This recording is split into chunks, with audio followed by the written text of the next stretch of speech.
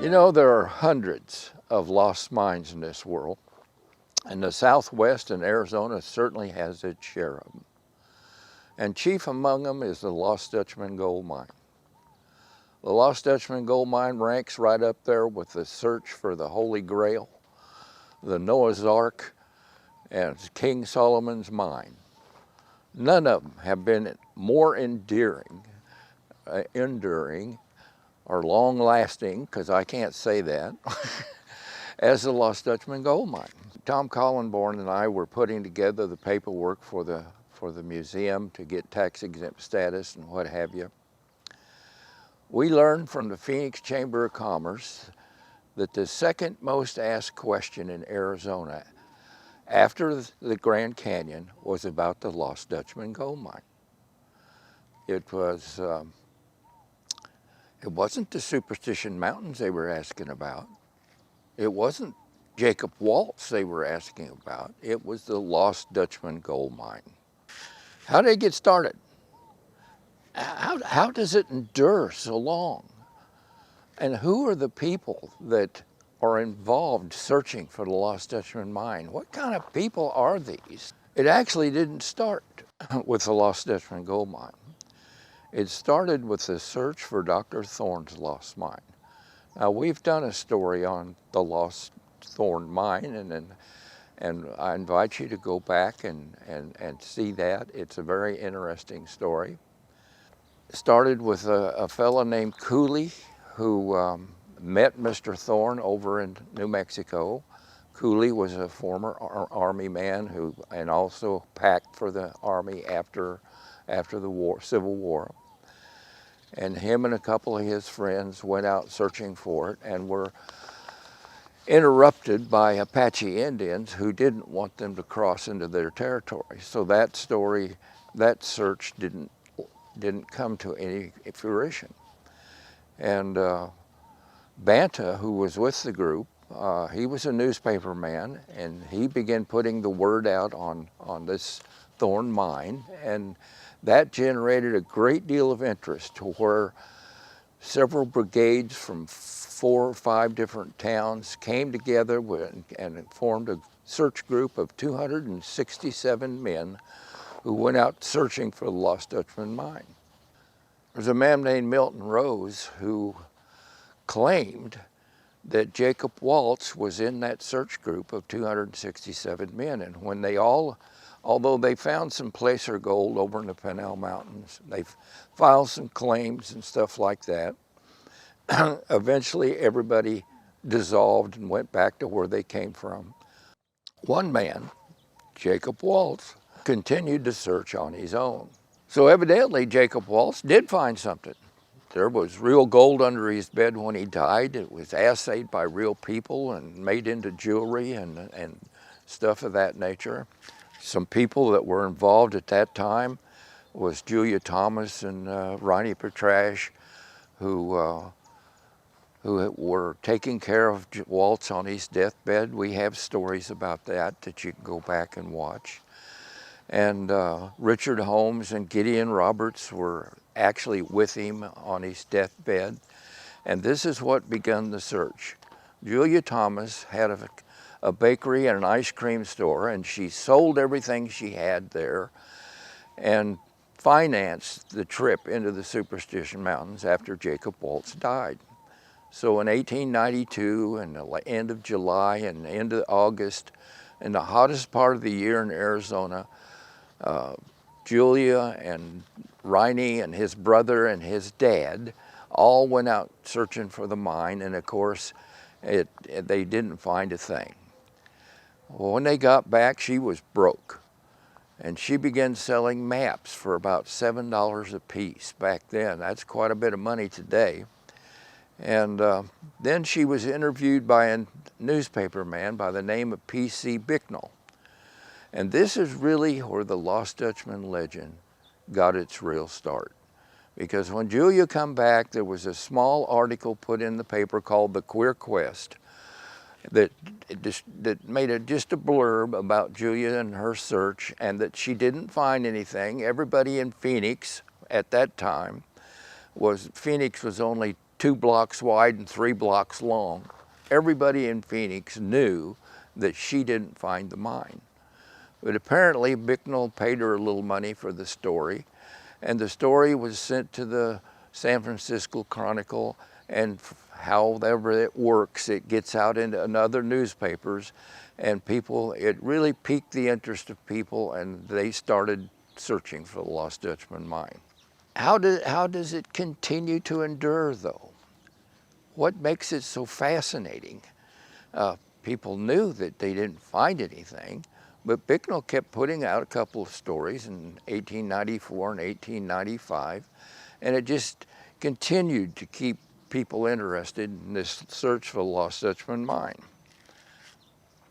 Then, of course, we had Adolph Ruth, Dr. Ruth, who in 1931 went out there and lost his life, and a great search for his body took place, and this was well publicized, and more people became interested in the Lost Dutchman gold mine, and more people were searching. Then you had a fellow named Tumlinson who was associated with the stone maps that were found in 1949. And this began a whole nother round of searching. And that story was eventually published in Life magazine. And that was worldwide attention that was put on the Lost Dutchman gold mine. Then there was Killer Mountain by a detective from Oklahoma City who done a lot of research and done a fantastic job of organizing and financing a search in the Lost Dutchman. And they tried their best to keep it a secret when they found this, what they thought was the Lost Dutchman Mine. But it got out into the newspapers, and here we go with a whole nother round of searching by a lot of people. Then we have Chuck Kenworthy, a very successful deep sea treasure hunter who was partnered for a time with John Wayne and knew of Tom Collenborn, and he come out here and got with Tom and rented a helicopter, and they flew the Superstitions with a magnetometer. They hit a couple of hot spots out there, particularly in the Peters Mesa area, and this just keeps the ball rolling about the search for the Lost Dutchman gold mine. You have people that associate Dutch hunters with the knuckle-dragging Neanderthal man, all bearded and wearing animal skins, and about the ugliest person you ever saw in your life. But you know, if you clean him up a little bit, give him a shave and a haircut, he wouldn't draw a second look in a New York subway. A great many of these people who have passed away, all of them that I'm talking about, were former military people. Richard Holmes was a packer for the Army, and he was a scout for the Army, and he packed for Al Sieber, of all people. Brownie Holmes, his son, was a veteran of World War I. You have